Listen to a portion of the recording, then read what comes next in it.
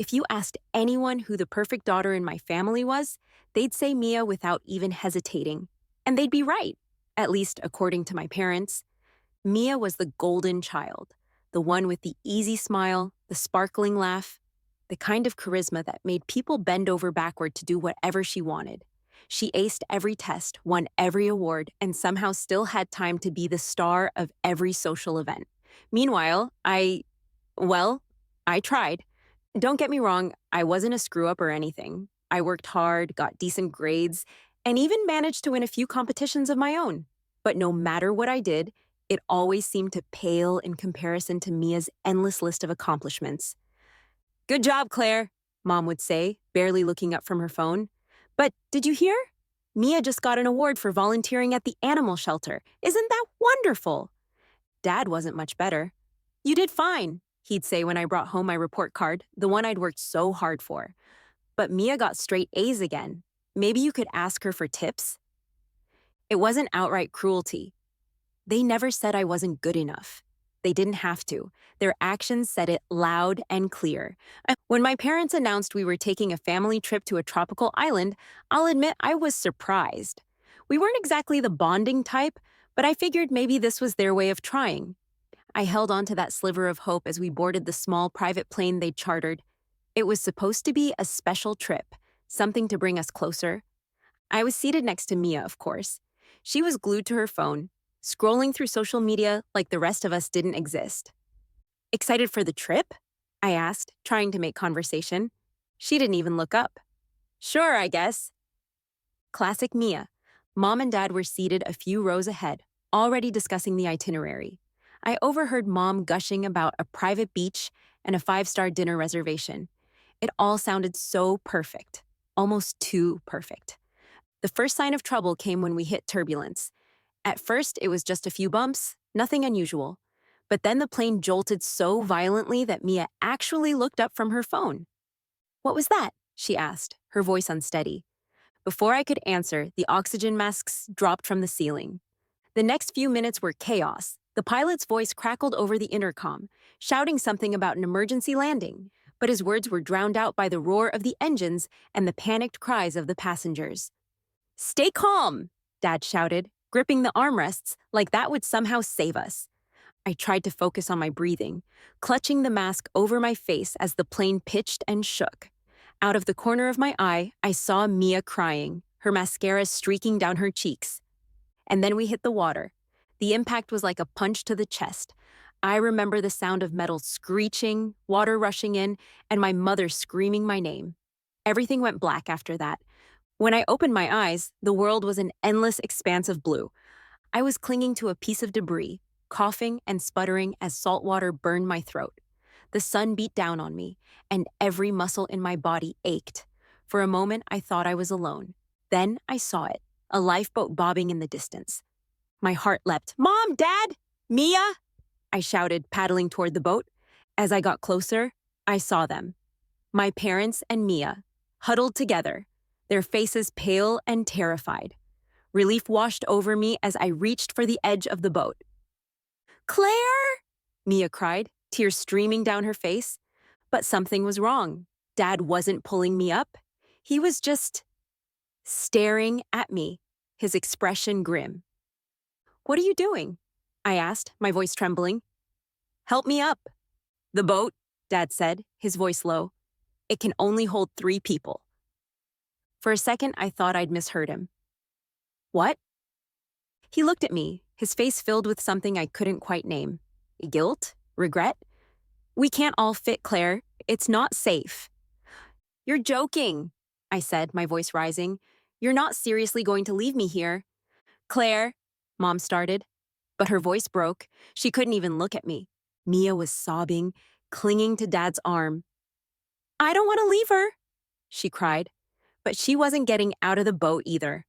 My chest tightened as the reality of the situation hit me. They weren't going to save me. Please, I begged, tears streaming down my face. Don't do this. Don't leave me. Dad's expression hardened, and he shook his head. I'm sorry, Claire. And then they were gone, paddling away as I screamed after them.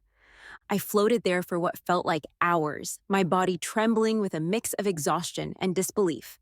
My own family, my parents, my sister, had left me to die. For years, I'd told myself I was invisible to them, a second thought compared to Mia. But this was proof. Somewhere in the back of my mind, a voice whispered, "You don't need them. You never did." And with that thought, I turned my focus to the horizon. If they were willing to leave me behind, I'd survive without them. I wasn't done yet. When I woke up, it felt like my body had been trampled by a freight train. My head pounded, my throat burned, and my arms felt too heavy to lift. For a moment, I couldn't remember where I was or why everything around me smelled like salt and seaweed. Then it hit me, the crash. I sat up, gasping for air, and looked around. The beach stretched endlessly in both directions, the ocean waves lapping at the shore like they hadn't just swallowed a plane whole. My clothes were soaked, clinging to my skin, and my hands were scraped raw from God knows what. I was alive. Somehow, against all odds, I was alive. But as the relief started to fade, it was replaced by something darker. Anger. Anger at my parents for leaving me behind, at Mia for not fighting harder, and at myself for still hoping, deep down, that they'd come back. I shouted into the void, my voice cracking, "How could you do this to me?" The ocean, indifferent as ever, didn't answer. The sun was relentless, beating down on me as I stumbled inland, my mouth dry and my limbs trembling. Survival instinct kicked in. Find water, find food, find shade. The island was wild and overgrown, the kind of place that might look pretty on a postcard, but was a nightmare to navigate barefoot. I tripped over roots, scratched my arms on branches, and nearly gave up twice before I heard it. The faint sound of trickling water, a freshwater stream. I dropped to my knees, cupping the water in my hands and drinking until my stomach ached. It wasn't enough to erase the fear clawing at my chest, but at least I wouldn't die of thirst. Food was harder to come by. I managed to crack open a coconut using a sharp rock, but the effort left me exhausted. Every bite felt like a battle, but I didn't care. I wasn't going to starve. Not yet. The first night on the island was the worst. I hadn't found shelter, so I curled up under a tree, shivering as the wind howled through the branches. Every rustle of leaves made my heart race. Was it an animal? A snake? My own imagination? Sleep didn't come. The next morning, I forced myself to focus. If I was going to survive, I couldn't just sit around waiting to be rescued. No one was coming for me. Not my family, not a search party. No one.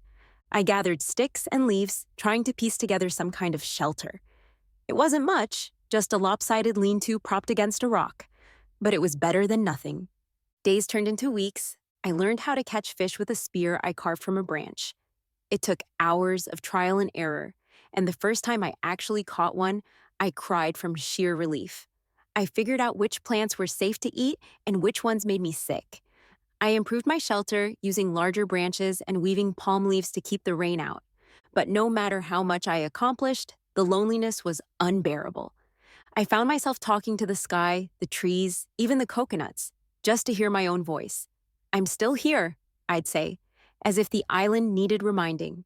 And then there were the dark moments, the nights when the weight of it all felt too much, when I wondered if maybe it would have been better to let the ocean take me. But every time those thoughts crept in, I pushed them away. I didn't survive that crash just to give up now. It happened on one of my explorations. I'd taken to wandering the island during the day, partly to keep my mind occupied and partly in the desperate hope of finding something, anything, that could help me escape. That's when I found the cave. It was hidden behind a wall of vines, the kind of place you'd walk past 100 times without noticing. The air inside was cool and damp, and the faint smell of salt lingered. I almost turned back, but something about the place felt different. Deeper inside, I stumbled across a pile of rotting wood and rusted metal. At first, I thought it was just debris washed up by the tide, but as I brushed away the dirt, I realized it was the remains of an old shipwreck. And then I saw it. A locked chest, its hinges covered in centuries of rust. My hands trembled as I pried it open with a sharp rock, my heart pounding in my ears. When the lid finally gave way, I gasped. Inside were diamonds. Not just a few, hundreds of them, glittering like tiny stars even in the dim light of the cave. For a moment, I forgot where I was, forgot about the hunger and the isolation and the betrayal. All I could think was, how is this real? But reality came crashing back soon enough. Diamonds didn't mean much to someone stranded on an island with no way off.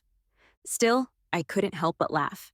After everything, after being abandoned and left for dead, here I was with a treasure worth millions. It felt like the universe's twisted way of throwing me a lifeline. I carefully hid the chest deeper in the cave, covering it with rocks to keep it safe. The diamonds might not help me now, but someday, they would. The discovery of the diamonds lit a fire inside me. If I could find a way to survive on this island, I could find a way to escape. The diamonds gave me something I hadn't felt in weeks: hope. That night, as I sat by the fire, I stared up at the stars and made a promise to myself. I'm going to make it off this island, I whispered. And when I do, I'll make sure they all know I survived. Survival wasn't easy, but day by day, I figured out how to make the island work for me. My first shelter had been a rickety pile of sticks and leaves that barely kept the rain out, but I eventually built something sturdier. Using larger branches and palm fronds, I constructed a hut that could withstand the worst storms the island threw at me. I even managed to carve out a makeshift bed frame and cover it with woven leaves. It wasn't luxurious, but it was mine. Food, which had once been a constant struggle, became less of a worry as I learned the island's secrets. I discovered patches of wild berries and fruits that weren't just edible, but delicious. I learned to climb trees for coconuts, not minding the scrapes on my legs, and I got better at catching fish, using a spear I'd sharpened from a sturdy branch. The days still felt long, and loneliness hung over me like a storm cloud. But I was alive, and every time I felt like giving up, I would trek to the cave, uncover the chest, and stare at the diamonds. They became my lifeline. Each glittering stone whispered promises of a future I couldn't yet see, a future where I was free, where I could rebuild my life and show the world and my family just how wrong they were to leave me behind. The island gave me plenty of time to think, and my thoughts often wandered back to my family. Why did they choose Mia over me? That question replayed in my mind like a broken record. I thought about the way they had always put her first, how every accomplishment of mine had been overshadowed by her charm and achievements. I thought about the plane crash, the moment Dad looked at me and decided I wasn't worth saving. At first, my anger burned bright and hot, fueling me through the hardest days. But as the weeks passed, it cooled into something sharper, more focused. They had written me off as disposable, but I would prove them wrong. One evening, as I sat by my fire, I pulled out the small notebook I'd found washed up on the shore. It had belonged to someone on the plane, maybe even one of the pilots, but it was blank, save for a few water stains. I began keeping a journal, sketching out my plans for the future and jotting down the things I'd learned about the island. I wrote about the plants and animals, about the diamonds, and about my dreams of freedom. Most of all, I wrote about the life I would build once I escaped. I imagined walking into a room, confident and unshaken, and watching the shock on my family's faces as they realized I had survived. I imagined holding my head high as I rebuilt my life, proving to myself and everyone else that I was more than they'd ever given me credit for. Those dreams became my fuel, pushing me to keep going even when the loneliness and exhaustion threatened to pull me under. The island couldn't hold me forever. As much as I had adapted to life here, I knew that if I stayed too long, I might lose my resolve to leave. So I made a decision. I would build a boat. It wasn't as impossible as it sounded. The remnants of the shipwreck in the cave provided materials I could use: rotted planks that could be reinforced, nails and bolts that could be salvaged, and even pieces of the ship's frame that were still intact. The process was slow and painstaking. I spent weeks dragging wood and supplies from the cave to my campsite, my muscles screaming from the effort. I fashioned tools from rocks and broken metal, using them to cut, carve, and secure the pieces of the boat. It was grueling work. My hands were covered in blisters, and my back ached constantly. But every time I thought about giving up, I pictured the diamonds. They were my ticket to freedom, to a new life, and I wasn't going to leave them behind. The boat started to take shape. A small, sturdy vessel that I hoped would be strong enough to survive the open ocean. I used thick tree sap to seal the cracks and wove palm fronds into a makeshift sail. When I wasn't working on the boat, I was gathering supplies for the journey. I dried fish in the sun, collected coconuts for water, and packed the chest of diamonds as securely as possible. One evening, as I sat by the fire watching the boat take shape, I felt something I hadn't felt in months: pride. I had done this. I had survived, adapted, and built something with my own two hands. I wasn't the forgotten daughter anymore, the one left behind while everyone else moved forward. I was Claire, and I was going to get off this island. As I stared at the stars that night, I made myself a promise. "This isn't the end," I whispered. "It's just the beginning." And for the first time, I truly believed it. The day I finished the boat was the first time I truly allowed myself to believe I might make it off the island. I stood on the shore, staring at the small vessel I had pieced together with nothing but grit and sheer determination. It wasn't much, just a few planks of wood reinforced with tree sap, a palm frond sail, and some rope I'd woven from vines. But it was sturdy, and it was mine. The diamonds were packed carefully in a makeshift waterproof sack, tucked under a pile of dried fish and coconuts. As I loaded my supplies onto the boat, I couldn't help but feel a flicker of nervous excitement. This was it, my chance to leave. I pushed the boat into the water, the waves lapping at my legs as I climbed aboard. Gripping the makeshift paddle I'd carved, I took a deep breath and set off, the island growing smaller and smaller behind me. The first few hours felt almost peaceful.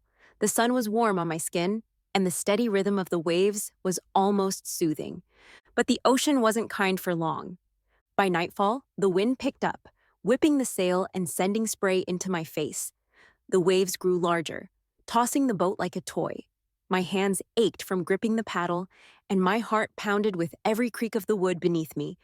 At one point, a wave crashed over the side, soaking me and nearly sweeping the sack of diamonds overboard. I lunged for it, clutching it to my chest as the boat rocked violently. "Not today," I muttered through gritted teeth. "You're not taking me today." The storm raged through the night, but I refused to give up. I bailed water with a coconut shell, adjusted the sail whenever the wind shifted, and clung to the hope that somewhere beyond the horizon, there was safety. On the third day at sea, my strength began to wane. The sun was relentless, my supplies were dwindling, and my body felt like it was running on fumes. That's when I saw it, a dark shape in the distance, growing larger with every passing minute. A ship! I waved my arms frantically, shouting until my voice was hoarse. Relief flooded through me as the ship slowed, a small crew lowering a lifeboat to pull me aboard. "What the hell were you doing out there?" one of the crew members asked, his accent thick and his tone incredulous. "Long story," I said weakly, clutching the sack of diamonds like it was my lifeline. I didn't tell them where I'd come from or how I'd ended up in the middle of the ocean. I didn't trust them enough to reveal the truth.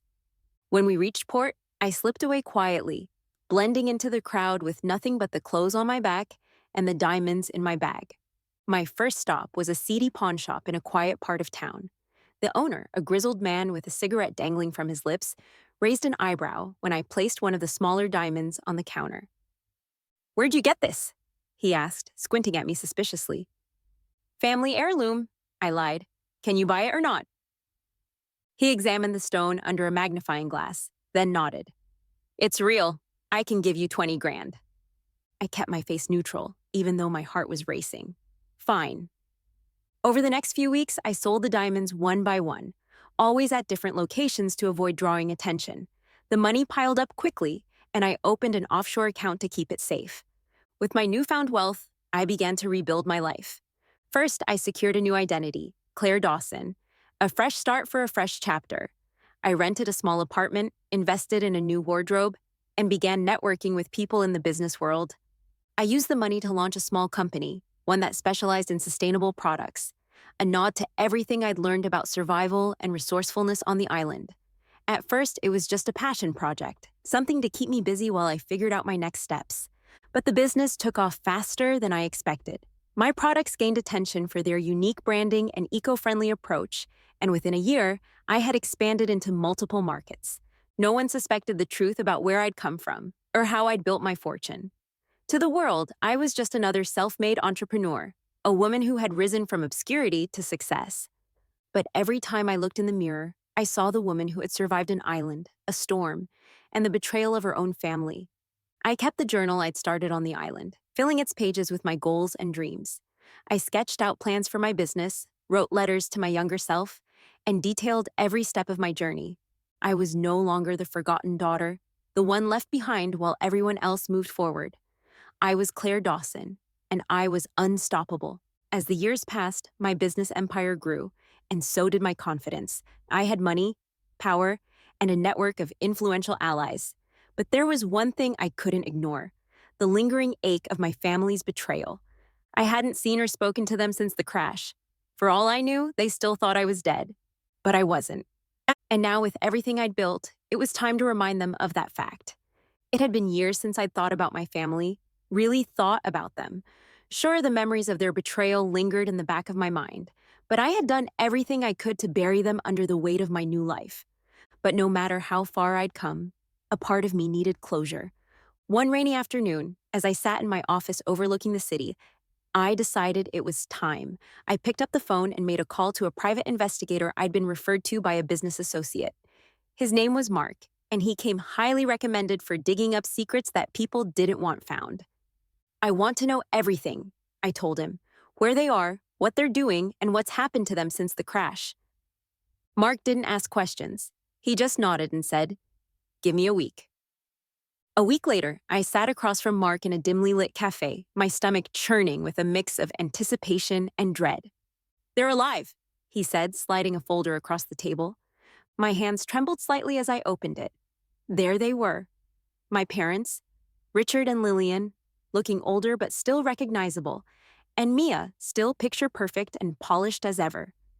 "They survived the crash and made it back home," Mark continued. "The official story is that you didn't. According to your family, you were lost at sea." The words hit me like a punch to the gut, even though I'd expected them. They hadn't just left me behind, they'd moved on, erasing me from their lives without a second thought. Mark leaned forward, his expression serious. "There's more. The family business, Hamilton Enterprises, isn't what it used to be." He pulled out a financial report, pointing to a series of charts and numbers. "Your parents handed most of the operations to Mia a few years ago. She's been running things into the ground ever since." I frowned, scanning the documents. The company had been hemorrhaging money for years. Failed investments, bad PR, and declining client trust had left it on the brink of collapse. "They're struggling to keep their heads above water," Mark said. "Your sister's decisions have alienated key investors, and they've lost several major clients. If things keep going the way they are, they'll be bankrupt within the year." I felt a flicker of satisfaction. The golden child, the perfect daughter, was proving to be anything but. "Here's where it gets interesting," Mark said, flipping to another section of the folder. "Your sister hasn't just been making bad decisions. She's been covering her tracks in a way that's questionable." I raised an eyebrow. "How questionable?" "She's been embezzling funds," Mark said bluntly. "Significant amounts. She's been funneling money from company accounts into a series of offshore accounts under fake names. And whenever someone catches on, she shifts the blame onto someone else." My stomach turned as I stared at the evidence: bank statements, emails, and even testimonies from former employees. "She's thrown multiple employees under the bus to protect herself," Mark continued.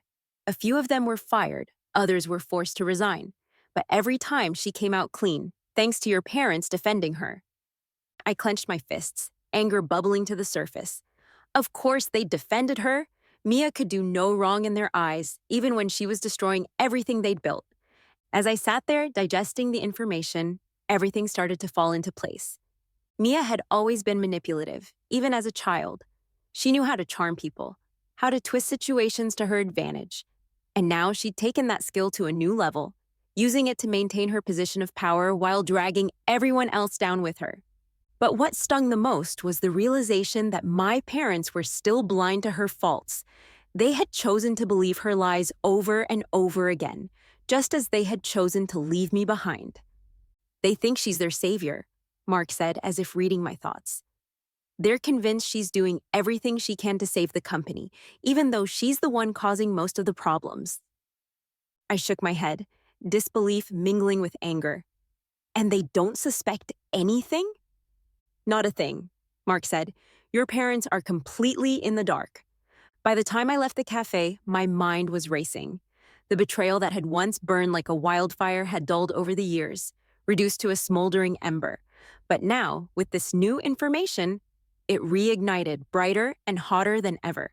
Mia hadn't just taken my place in the family, she had destroyed the business I might have one day helped run, and my parents had let her, choosing her over me at every turn. I clenched my jaw, the weight of my resolve settling over me like armor. They thought I was gone. They thought they could move on without me, rewrite history as if I'd never existed. They were wrong. I wasn't the same Claire they had left behind. I was stronger, smarter, and far more dangerous than they could ever imagine.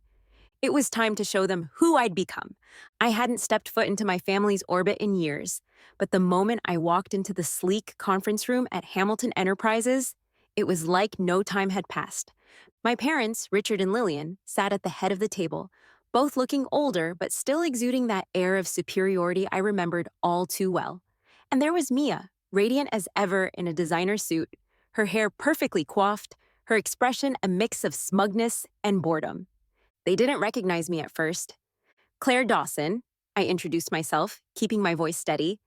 I represent a private equity firm interested in investing in your company. Mia raised an eyebrow, glancing at my tailored suit and polished demeanor. We don't usually entertain unsolicited offers, she said smoothly, her tone condescending. I smiled. This isn't unsolicited. I've been following Hamilton Enterprises for quite some time. Let's just say your challenges have caught my attention.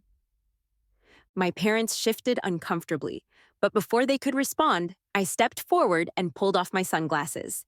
The room fell silent. Hello, Mia, I said, locking eyes with her. Mom, Dad, surprised to see me? My mother gasped, her hand flying to her mouth. Claire? She whispered, her voice trembling. My father's face turned pale, his jaw tightening. This is impossible, he muttered. Mia stared at me, her confident facade cracking as her eyes darted around the room. You're dead, she said, her voice barely above a whisper. I took another step closer, letting the silence stretch before replying. I'm very much alive, though I can't say the same for the person I used to be. What happened to you? My mother asked, her voice shaky. I let out a bitter laugh.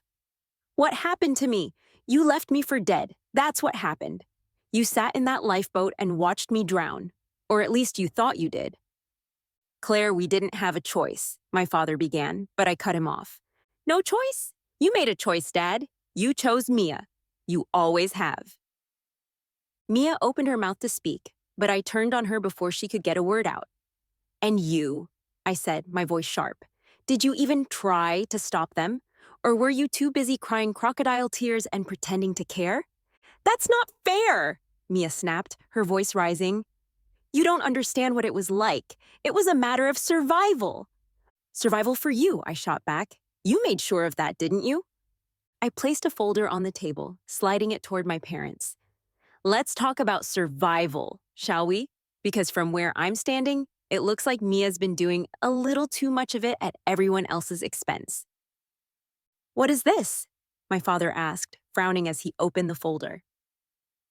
It's proof, I said simply. Proof that your golden child has been embezzling funds from the company for years. Proof that she's been blaming others to cover her tracks. That's a lie, Mia snapped, her face flushing. Is it? I said, arching an eyebrow. Because I have bank statements, email records, and witness testimonies that say otherwise. Care to explain why millions of dollars have been funneled into offshore accounts under fake names? My father's hands shook as he flipped through the pages, his face growing darker with each passing second. My mother sat frozen, her expression a mix of shock and denial. Mia, my father said slowly, his voice low and dangerous. What is this? Mia stood abruptly, her chair scraping against the floor. This is ridiculous. She's lying. She's trying to turn you against me. Am I? I said, crossing my arms. Because the evidence speaks for itself, and I'm not the only one who's noticed. Your clients, your investors, they're all starting to ask questions, aren't they? Mia's lips pressed into a thin line, her hands clenched at her sides. My father turned to Mia, his face a mask of fury. Is this true? I did it for the company, Mia cried, her voice cracking. You have no idea how hard it's been trying to keep things afloat. I had to make sacrifices. Sacrifices? I interrupted, my voice cold. You call stealing from your own family a sacrifice? My mother finally found her voice, her tone pleading. Mia, please tell me this isn't true. But Mia couldn't meet her gaze. The silence that followed was deafening. My father sank back into his chair, running a hand over his face. How could you do this, Mia, after everything we've given you? Everything you've given her, I corrected, my voice sharp. Meanwhile, I was left to fend for myself. Do you have any idea what I went through after the crash? Do you even care? My mother looked at me, tears streaming down her face. Claire, we thought you were gone. If we'd known. You didn't even look, I said, my voice trembling. You didn't even try. You just left me there and moved on like I never existed. I let out a shaky breath, my anger giving way to exhaustion. But I'm not here for your pity. I'm here to reclaim what's mine. I straightened, my gaze unwavering. Effective immediately, I'm taking control of this company. You can either step aside and let me fix the mess Mia's made, or I can go public with everything I've found.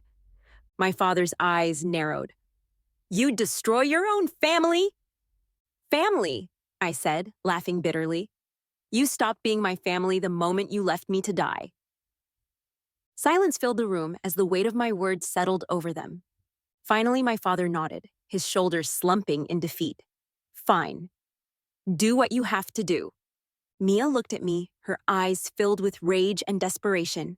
You'll regret this, she hissed. Maybe, I said, meeting her gaze, but at least I can live with myself. It didn't take long for word to spread through the ranks of Hamilton Enterprises. Claire Dawson, the mysterious CEO of a rising corporate powerhouse, was none other than Claire Hamilton, the disowned daughter thought to have died years ago.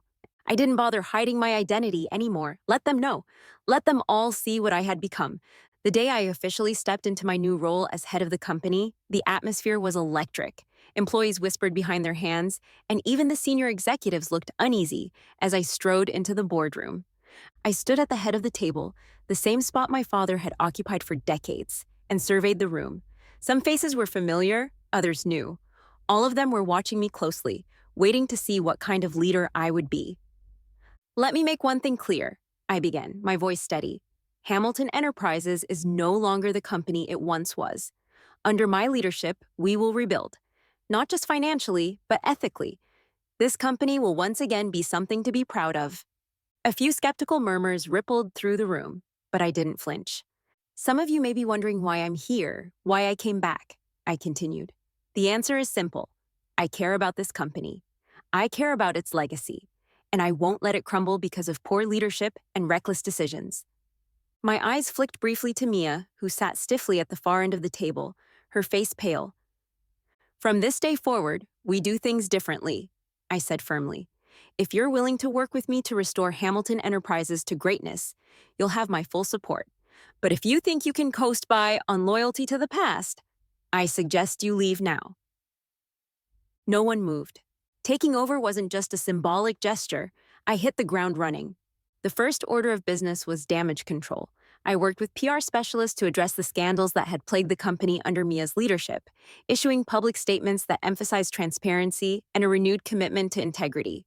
Next, I reviewed every department, every project, and every account. It wasn't pretty. Years of neglect and mismanagement had left the company in shambles, but I wasn't afraid to make tough decisions. Some employees, particularly those who had been complicit in Mia's schemes, were let go. Others, who had been sidelined or undervalued, were promoted. I brought in new talent, people who shared my vision and weren't afraid to challenge the status quo. At first, there was resistance. Old loyalties die hard, and some employees were wary of my sudden return. But as they saw the results of my efforts, clients returning, profits rising, and a clearer sense of purpose taking shape, their skepticism turned to admiration. She's not what I expected, I overheard one employee whisper to another, but she knows what she's doing. Mia, meanwhile, was spiraling. Stripped of her power and publicly exposed for her embezzlement, she became the subject of office gossip and industry ridicule. Her carefully curated image as the golden child of the Hamilton family had shattered, and there was no putting it back together. At first, she tried to fight back. She demanded meetings with the board, insisting that I had manipulated my way into power. But the evidence against her was too strong, and her protests only made her look desperate. Eventually, she stopped showing up to the office altogether. One evening, as I was leaving the office, I found Mia waiting for me in the lobby. She looked nothing like the confident, polished woman I had grown up with. Her makeup was smudged, her hair disheveled, and her expression one of pure desperation. "Claire," she said, her voice trembling. I paused, keeping my expression neutral. "Mia." She took a step closer, wringing her hands. I wanted to talk, to explain." I crossed my arms. "Explain what exactly? How you lied, stole, and destroyed the company Mom and Dad built? Or how you left me to die and didn't look back?" Her face crumpled, tears spilling down her cheeks. "I was scared, okay? I didn't know what to do. And after the crash, I didn't think I could live up to what they expected of me. I made mistakes, Claire, but I never meant to hurt you." I stared at her, my emotions a storm of anger, sadness, and something I couldn't quite name. For years, I had dreamed of this moment, of confronting her, of watching her crumble. But now that it was here, all I felt was exhaustion. "Mia," I said quietly, "you didn't just hurt me. You destroyed everything you touched. And you did it because you were selfish. You always were." "Please," she whispered, reaching for my arm. "I just want a chance to fix things. To fix us." I pulled back, shaking my head. "There's no us to fix. You made your choices, and now you have to live with them." As Mia walked away, shoulders slumped and head bowed, I felt an odd sense of closure. She had taken everything from me, my family, my legacy, my chance at a normal life. But I had rebuilt myself from the ground up, and now I stood taller and stronger than I ever had before. Hamilton Enterprises was mine now, and under my leadership, it would thrive. In the weeks that followed, I focused on the future. The company began to stabilize, its reputation slowly recovering as clients returned and new opportunities emerged. Employees who had once been loyal to my parents and Mia started to come around, recognizing that my leadership wasn't just about revenge. It was about building something lasting. And for the first time in years, I felt like I belonged. I wasn't the forgotten daughter anymore. I was Claire Hamilton, and I had reclaimed everything that had been taken from me. It happened on a rainy afternoon, the kind of day that seemed designed for uncomfortable conversations. My parents had requested a meeting, and against my better judgment, I agreed.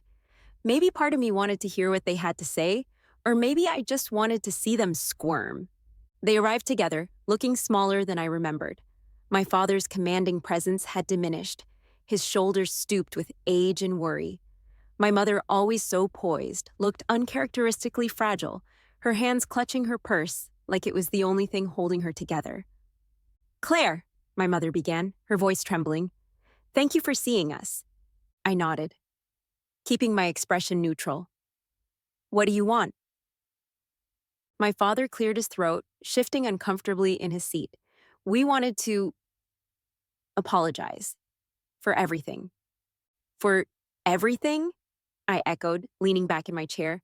"You're going to have to be more specific." My mother's eyes filled with tears. "For the way we treated you, for leaving you behind. We thought we were doing what was best at the time, but we were wrong. So terribly wrong." My father nodded, his jaw tight. "We made mistakes, Claire. We see that now, and we regret it. More than you'll ever know." I studied them in silence, my emotions a tangle of anger, bitterness, and something close to pity. For years, I had dreamed of this moment, of hearing them admit their guilt, but now that it was here, it felt hollow. "I'm glad you can acknowledge that," I said finally, my voice calm but firm. "But let's be clear. An apology doesn't erase what you did. It doesn't change the fact that you abandoned me when I needed you most." "Claire, please," my mother whispered. "No," I said, my tone sharper than I intended. "You don't get to plead with me. You don't get to ask for forgiveness when you're only here because you've lost everything. If Mia hadn't destroyed this company, would you even be sitting here right now?" My father's face darkened, but he didn't argue. He knew I was right. "I've spent years rebuilding myself from the ground up. I continued, my gaze steady. I survived without you. I thrived without you. And I've reclaimed what's mine, not because of you, but in spite of you. My mother reached for my hand, but I pulled back. I'm not here to make amends, I said. I'm not interested in repairing a relationship that was never whole to begin with. So, what now? My father asked, his voice heavy. Now you move on, I said. You accept the consequences of your actions and the boundaries I'm setting. I won't completely destroy what's left of your lives. But make no mistake, that's me giving you more mercy than you deserve. My mother's tears fell freely, and my father looked away, his jaw clenched. As they left the office, I felt a strange sense of relief. For the first time, I wasn't carrying the weight of their betrayal. I had set my terms, and they would have to live with them. The scars they left on me were still there, but they no longer defined me. I wasn't the forgotten daughter anymore, the girl they had left to die. I was Claire Hamilton, strong, capable, and unshakable. That evening, as the city lights sparkled against the darkening sky, I stood in my office, gazing out at the view. The journey here had been brutal. From the moment my family left me on that island, I had fought for my survival, driven by anger and a fierce determination to prove them wrong. And now, standing at the helm of the company I had taken back, I could finally say I had succeeded. But it wasn't just about revenge anymore. Taking control of the family business had given me something far more valuable than power or wealth. It had given me a sense of purpose. I wasn't just fixing the mess my family had made, I was building something better, something that reflected my values and my vision. I glanced at the small notebook on my desk, the journal I had started on the island, filled with sketches, plans, and dreams. Flipping through its pages, I was reminded of how far I'd come. The scars of the past were still there, etched into my soul like the marks on my skin from the crash. But they were no longer a source of pain. They were a testament to my strength, a reminder that I had endured the unimaginable and come out stronger. I thought about Mia, about my parents, and about the life I had left behind. There was no going back to the way things were, but I didn't want to. The woman I had become didn't need their approval or validation. I had built my own legacy, one that couldn't be taken away. As I stood there, the city spread out before me. I felt a sense of peace I hadn't known in years. This wasn't the ending I had once dreamed of. It was better. It was mine. And for the first time in a long time, I felt free.